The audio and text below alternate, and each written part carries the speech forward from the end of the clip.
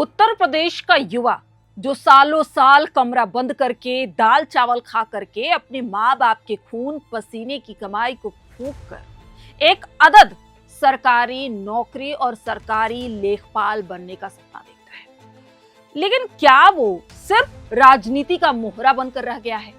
क्या इस देश में युवाओं के रोजगार और पेपर लीक की लड़ाई अब सिर्फ नेताओं के लिए सोशल मीडिया रील और क्रेडिट गेम का जरिया बन चुका है? कल उत्तर प्रदेश के राजधानी लखनऊ का इको गार्डन गवाह बना एक ऐसे ही दंगल का, जहां प्रयागराज और यूपी के कोने कोने से आए लेखपाल भर्ती और यूपीएसआई के अभ्यर्थी कड़कड़ाती धूप में इंसाफ मांग रहे थे, अदद सरकारी नौकरी की गुहार लगा रहे थे। बच्चों की मांग बहुत साफ थी कि लेखपाल भर्ती परीक्षा फिर से कराई जाए और यूपीएसआई का स्कोर कार्ड जारी किया जाए। लेकिन इस छात्रों के आंसुओं से सने आंदोलन के बीच अचानक से एंट्री हो जाती है कॉकरोच जनता पार्टी के संस्थापक अभिजीत दीपके की।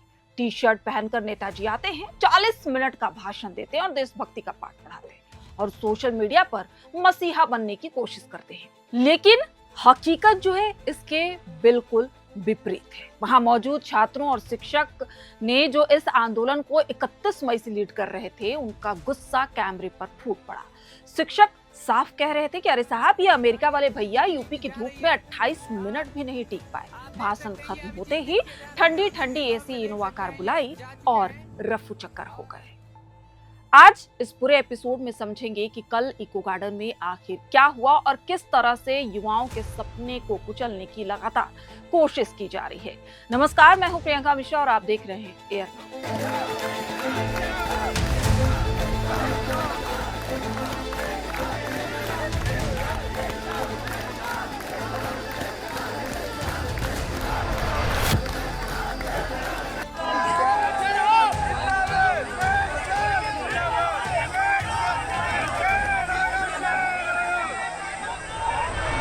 कहानी शुरू होती है गुरुवार की रात 2:20 पर, जब पूरी दुनिया सो रही थी। तब कॉकरोच जनता पार्टी के मुखिया अभिजीत दीपके लखनऊ लैंड करते हैं।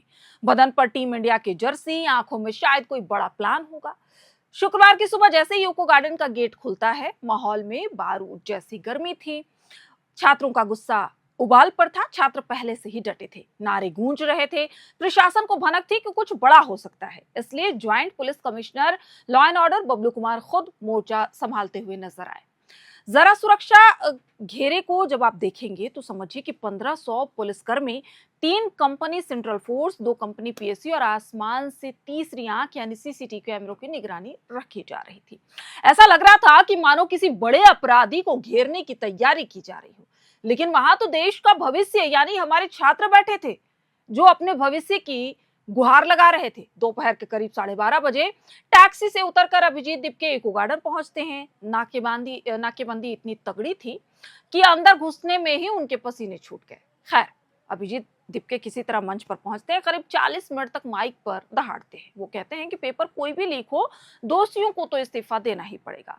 आंदोलन करना ही सबसे बड़ी देशभक्ति है। और लगे हाथ वो एक नया पोस्टर भी चिपका देते हैं कि 20 जून को सब दिल्ली चलो। लेकिन रुकिए, कहानी में ट्विस्ट यहीं से आता है। जैसे ही अभिजीत दीपके मंच से उतरते हैं, इको गार्डन का माहौल बदल जाता है। जो छात्र यूपी के अलग अलग कोनों से प्रयागराज से आए थे, वो भड़क जाते हैं। छात्रों और वहां मौजूद छात्र संगठनों जैसे एनएसयूआई और एआईएसए के बीच रार छिड़ जाती है। एनएसयूआई के उपाध्यक्ष अहमद साफ लहजों में कहते हैं कि हम छात्रों के साथ हैं, लेकिन ये प्रदर्शन किसी कॉकरोच जनता पार्टी का नहीं है। हद तो तब हो गई जब छात्रों के एक गुट ने सीधे सीधे सीजेपी पर आंदोलन का क्रेडिट चुराने का आरोप ही लगा दिया।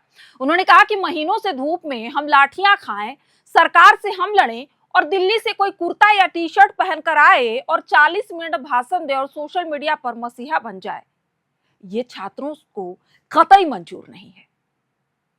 अब बात करते हैं उस वीडियो की जो इस वक्त इंटरनेट पर आग की तरह वायरल हो रहा है। एक तरफ दावा है कि अभिजीत दीपके ने 40 मिनट भाषण दिया, दूसरी तरफ ग्राउंड पर मौजूद छात्र संगठनों का दावा है कि कॉकरोच जनता पार्टी के नेताजी महज 28 मिनट ही टिक पाए। उत्तर प्रदेश की जून वाली वो कड़कड़ाती धूप, जहां आम छात्र बिना पंखे के बैठा था, वहां नेताजी का दम फूलने लगा, गर्मी से बेचैन हो गए। सोशल मीडिया पर एक वीडियो चल रहा है जिसमें भाषण खत्म होते ही एक चमचमाती ठंडी ठंडी एयर कंडीशनर इनोवा कार बुलाई गई। नेताजी उसमें बैठते हैं और चलते बनते हैं। वहां मौजूद कोचिंग के एक मशहूर शिक्षक का गुस्सा कैमरे पर फूट पड़ा। उन्होंने कहा कि ये प्रदर्शन विशुद्ध रूप से छात्रों और शिक्षकों का है, इसमें कॉकरोच जनता पार्टी का कोई लेना देना नहीं है। वहां मौजूद कोचिंग के एक मशहूर शिक्षक का गुस्सा कैमरे पर फूट पड़ा। उन्होंने कहा कि ये आंदोलन, ये प्रदर्शन विशुद्ध रूप से छात्रों और शिक्षकों का है, इसमें कॉकरोच जनता पार्टी का कोई लेना देना नहीं है। हम इसे पॉलिटिकल नहीं बनने देंगे, क्योंकि हम हमारे छात्रों के भविष्य की बात कर रहे हैं, उनके भविष्य की मांग कर रहे हैं। ये कॉकरोच पार्टी वाले दिल्ली में 4 घंटे तक नहीं टिक पाए तो यहाँ धूप में क्या टिकेंगे? अमेरिका में रहने वाला आदमी यहाँ 40 मिनट भी नहीं टिक सकता। सोचिए, आंदोलन में शामिल छात्रों के चहेते विवेक सर ने तो यहाँ तक कह दिया कि हमने इस आंदोलन का ऐलान 31 मई को ही कर दिया था, हम 12 जून को लखनऊ आएंगे, इसकी घोषणा हमने पहले ही कर दी थी। इस कॉकरोच पार्टी से हमारा कोई लेना देना नहीं है, ना ही हमारा अभिजीत दीपके से कोई बातचीत हुई है। ये तो सोशल मीडिया देखकर ही सीधे क्रेडिट लेने आ गए और लिए। इस राजनीतिक और क्रेडिट की लड़ाई को थोड़ी देर के लिए अगर किनारे रखते हैं और बात करते हैं उन बच्चों की जिनके भविष्य पर खतरा मंडरा रहा है, जिसके भविष्य पर दाव लगा हुआ है। कोचिंग संचालकों और छात्रों की सरकार से क्या मांगे हैं? मांगे बहुत साफ है। लेखपाल भर्ती परीक्षा को दोबारा पारदर्शी तरीके से कराया जाए। यूपी सब इंस्पेक्टर यानी यूपीएसआई परीक्षा का स्कोर कार्ड तुरंत जारी किया जाए। नीट पेपर लीक मामले में केंद्रीय शिक्षा मंत्री धर्मेंद्र प्रधान इस्तीफा दें। ये वो मांगे हैं जिसके लिए बच्चा घर बार छोड़कर सड़कों पर सो रहा है। लेकिन इस गंभीर आंदोलन के बीच कुछ और भी हुआ। कहते हैं ना कि जहां आपदा होती है वहां कुछ लोग अवसर भी ढूंढ लेते हैं। यूको गार्डन में जब छात्र नारे लगा रहे थे तब चोरों की चांदी कट रही थी। वहां कवर करने गए एक बड़े न्यूज चैनल के प्रतिनिधि का कीमती आईफोन भी चोरी कर लिया गया। उनके साथी का सैमसंग फोन भी गायब हो गया। हजरतगंज कोतवाली में मुकदमा दर्ज किया गया है। कोई अपना पर्स ढूंढ रहा था तो कोई अपना मोबाइल फोन। यानी छात्रों के दर्द में जेब कतरों ने भी अपना काम बखूबी कर दिया। नेताजी ने तो सोशल मीडिया रील बना ही लिया। दोपहर के 4 बजते ही पुलिस ने अनाउंसमेंट किया और प्रशासन ने 6 घंटे की तय अनुमति खत्म होने के बाद इको गार्डन को खाली करा दिया। भीड़ छट गई। नेताजी अपनी एसी गाड़ी में बैठकर दिल्ली या अमेरिका के लिए रवाना हो गए। लेकिन सवाल वहीं का वहीं खड़ा रह गया। सवाल ये कि क्या इस देश के युवाओं का दर्द सिर्फ एक चुनौती टूल है? क्या पेपर लीक से परेशान छात्र सिर्फ इसलिए आंदोलन का हिस्सा बनते हैं कि कोई राजनीतिक पार्टी आए और उनके मंच पर कब्जा कर ले? अगर कोचिंग के शिक्षक कह रहे हैं कि ये आंदोलन गैर राजनीतिक था, तो फिर राजनीतिक मुखौटे लगाकर रैलियों को हाईजैक करने की इजाजत किसने दी?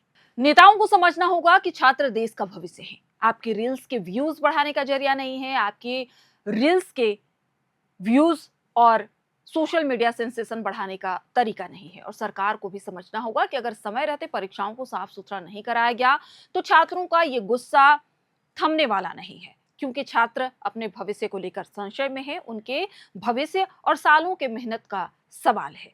इस पूरे मामले पर और क्या कुछ अपडेट आता है या छात्रों से जुड़े और तमाम मुद्दों पर हमारी नजर बनी रहेगी और हम छात्रों के मुद्दे को ऐसे ही आपके सामने लाते रहेंगे। आप कॉकरोच जनता पार्टी के इस दाव से या फिर कॉकरोच जनता पार्टी के भविष्य और छात्रों से जुड़े इस आंदोलन में कॉकरोच जनता पार्टी ने क्यों एंट्री मारी, क्या कुछ समझते हैं, हमें कमेंट बॉक्स में जरूर बताइएगा। आप सभी का बहुत बहुत शुक्रिया। देखते रहिए air now. FRP pressure vessels are made using fiber reinforced plastic, a powerful combination of high strength glass fibers and corrosion resistant resin. At Duraplast, we manufacture these vessels using advanced filament winding technology. Layer by layer, resin-coated glass fibers are precisely wound over a rotating mold, creating a structure that is lightweight, high strength, and built to handle pressure. The result? Superior corrosion resistance, longer lifespan, lower maintenance costs for industries that demand performance without compromise. For customized FRP pressure vessel solutions,